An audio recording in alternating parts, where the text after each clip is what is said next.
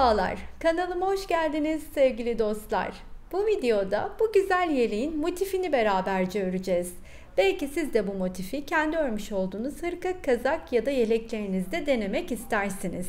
Ben size baştan bir ölçü vermek istiyorum. Birleştirme kenarı olmaksızın ki zaten şuraya kadar öreceğiz. Yani 1, 2, 3, 4, 5, 6. Toplamda 6 sıra ama bir sırası zincir sırası olduğu için çok da büyük düşmeyen bir motif. Şöyle hemen göstermek istiyorum. Birleştirme sırası olmaksızın 11 santimlik bir motif öreceğiz. 3 renk kullanabileceğiniz gibi renk geçişlerinde 2 tane de örerek devam edebilirsiniz. Ben şimdi 2 renk ile nasıl ördüğümü sizlere göstermek istiyorum. Her zamanki iplerimiz 4 mevsim koton ipler. Sihirli halka içine 12 tane ikili trabzanlarla oluşan arada 2 zincirle bademler örüyorum. Parmağıma geçirdiğim ipin arasından ilmeğimi aldım. Bir kere kilitledikten sonra yükselip etrafında döndürüp bir yalancı trabzanımı örüyorum. Tığın üstüne buradaki örgüyü tamamlamıyorum. Tığın üstüne ipimi alıp yanına bir ikili trabzan daha örer gibi devam edip 3 ilmeğimi birlikte tamamlıyorum. Arada 2 zincirim var. Yeniden sihirli halkanın boşluğuna geldim. 2 tane ikili trabzanla bademimi ördüm. 1, 2 zincir. Bir tane daha birlikte örelim. Şöyle bir kere çıkıyorum. Bekletiyorum. İkinciyi çıkıp 3 ilmeği beraber örüyorum. 2 zincir çekiyorum. Bunu 8 taneye tamamlayıp geliyorum.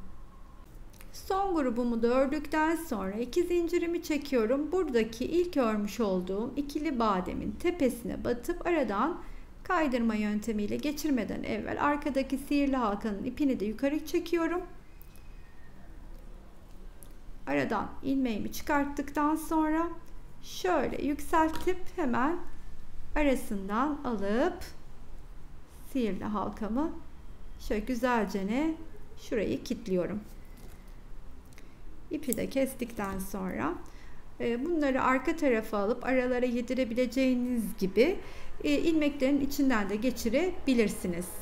İlmeğimi çıkarttıktan sonra ikinci sıraya başlayabiliriz. Bunun için burada örmüş olduğum iki zincirle oluşan boşluklara yine bademler öreceğim ama bu defa bademlerim 4 adet ikili trabzandan oluşacak. Arada da 3 zincirim olacak.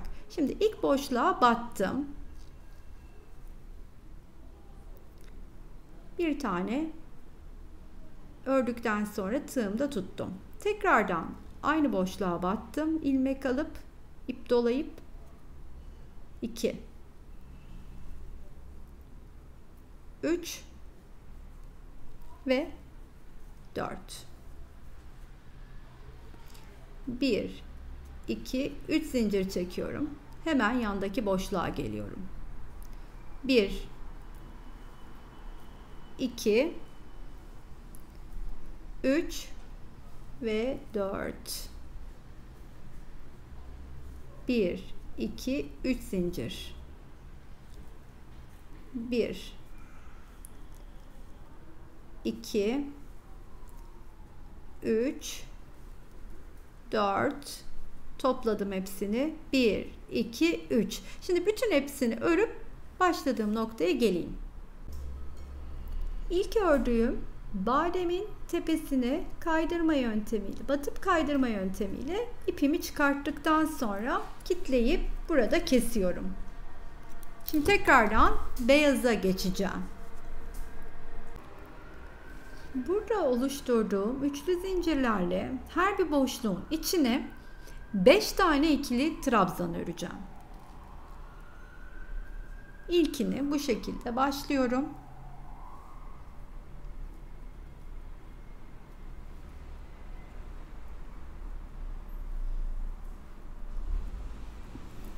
İki,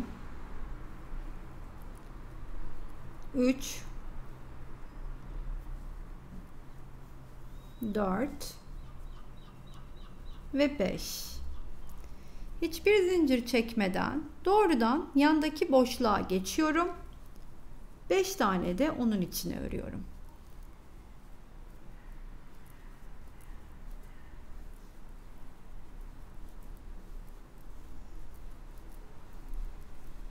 her bir boşluğun içine 5'er tane örüp bu sırayı tamamlayacağım.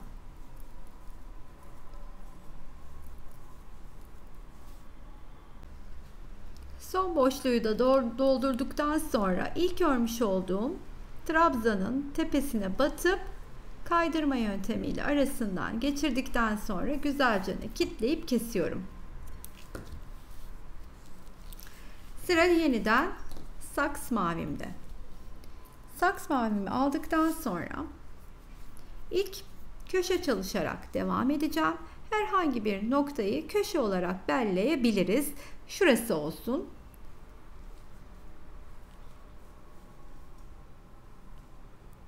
İlmeğimi çıkarttıktan sonra köşede hemen tığın üstüne ipimi alıyorum. Buraya batarken şu mavinin olduğu tepe, şu bademi tepesine batıyorum. Ve buraya bir ikili trabzan örüyorum.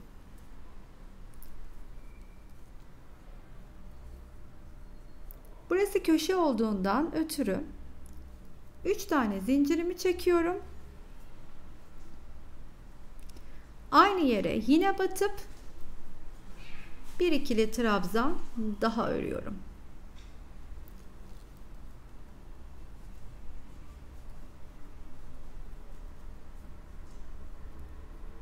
Daha sonra 5 zincir çekiyorum. Bir yandaki boşluğa gelip yine aşağıya batacağım ama bu defa tığın üstüne ipi almıyorum. Buradaki bademin tepesine battım. Şöyle uzuncana çekip bir sık iğne örüyorum. Yeniden 1, 2, 3, 4, 5 zincir çekiyorum.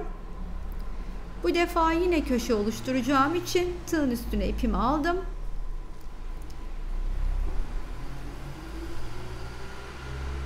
Buraları da sık iğne ile yapabilirsiniz dilerseniz ya da yarım trabzan ile ama ben bu şekilde uzun daha çok sevdim.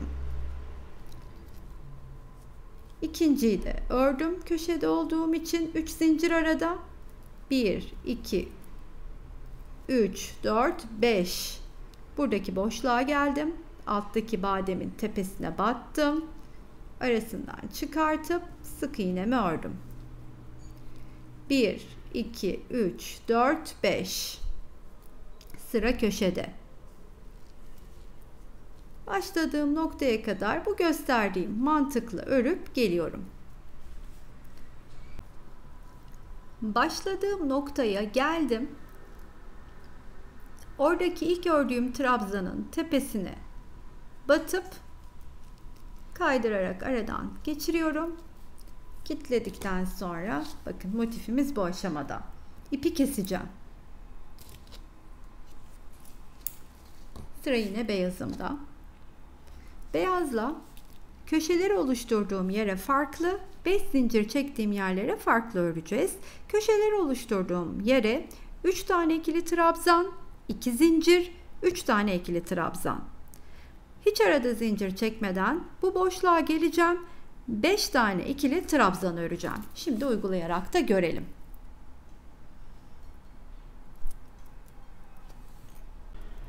İlk köşeden başlıyorum.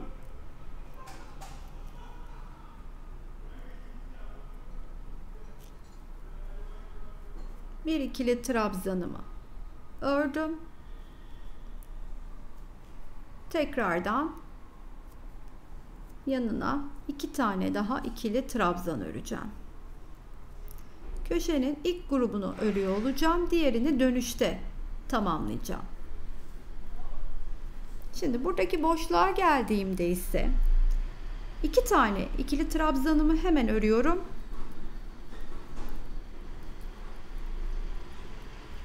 Üçüncüyü örerken alttan 1, 2, üçüncüyü buluyorum. Ona batıyorum ve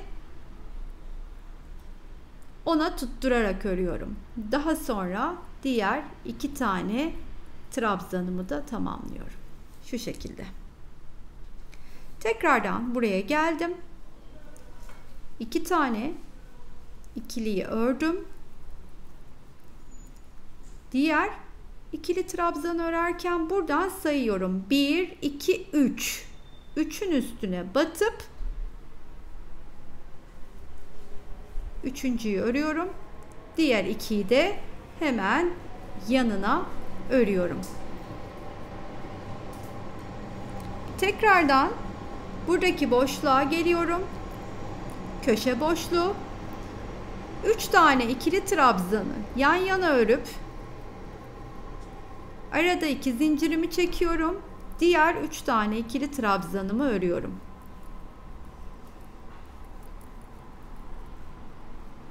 Arada hiç zincirim yok. Yandaki boşluğa geldim. 2 tane ikili trabzanımı ördüm. 3'ü örerken alttan 3'ü saydım. 1, 2, 3 buldum ve ona batarak ördüm. Hemen ayrıyetten yanına 2 tane ikili trabzanımı ördüm. İşte motifi bu şekilde, bu sırayı da tamamlayıp geleyim. Başladım. Köşeye geldim. 3 tanesini biliyorsunuz örmemiştim. Hemen 3 tanesini de örüyorum. 2 zincirimi de çekip ilk ördüğüm trabzandan kaydırma yöntemiyle geçirdikten sonra güzelce kilitliyorum. Şimdi artık son sıramız, yani birleşme sırasından önceki son sıra. Bu sırada yine saks mavimle köşeye 2 tane ikili trabzan, 2 zincir, 2 tane ikili trabzan, daha sonra da her bir trabzanın üstüne bir ikili trabzan öreceğim. Böyle devam edeceğim. İlmeğimi çıkarttım. Şöyle köşe yapalım, başlayalım. Köşenin ilk ikisini öreyim, dönüşte 2'yi örüp tamamlarım. Öyle daha çok seviyorum. Tığın üstüne de alayım da örerek devam edeyim, gizleyeyim bunu da.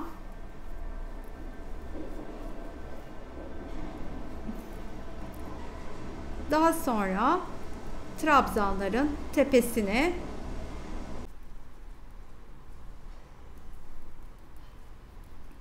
diğer köşeye kadar her bir trabzanın üstüne bir ikili trabzan. Bu şekilde.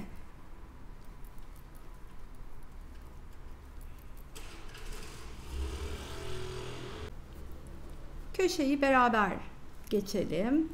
2 tane ikili trabzanı örelim. 2 zincir, 2 tane ikili trabzan.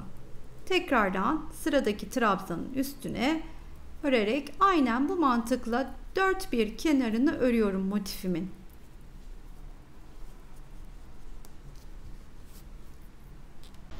Sonuna kadar da şu şekilde geldim. Hemen son köşeyi de tamamlıyorum. 2 tane trabzanı kalmıştı. Arada 2 zincir.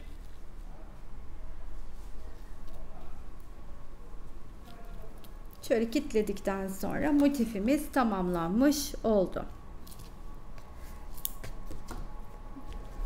Ben bir tık bu motifte elimi biraz daha gevşek tuttum. Şimdi size daha bir net ölçü motif tamamlandıktan sonra da vereyim. Bakın bu 11,5 santim oldu. Yani elinizi tutmanızla da ilgili bir şey. Motifin nasıl düşeceği. Aynı ip ve aynı tığla farklı ölçülerde de düşürebiliriz. Çok tatlı bir motif. Benim çok hoşuma gitti. Umarım siz de beğenmişsinizdir. Dilediğiniz tarzda trabzanlı birleştirme yapabilir, kaydırma yöntemi yapabilirsiniz ya da benim bu yelekte kullandığımız gibi şöyle salaş birleştirme tekniğini de kullanabilirsiniz. YouTube kanalımda birçok videoda bu teknik var. Bulamazsanız ben size yardımcı olurum. Eğer beğendiyseniz bir kalbinizi tabii ki sizden rica edeceğim. abone olmayı hatırlatmak isterim sizlere. Çünkü inanın destekleriniz benim için çok kıymetli. Yorum ve beğeni yapmanız gibi. Katıl butonundan destekleyen arkadaşlarıma ayrıca bir kez daha teşekkür etmek istiyorum buradan da. Buraya kadar izleyen herkese çok ama çok teşekkür ediyorum. Sıradaki videolarda görüşmek üzere. Hoşça kalın arkadaşlar.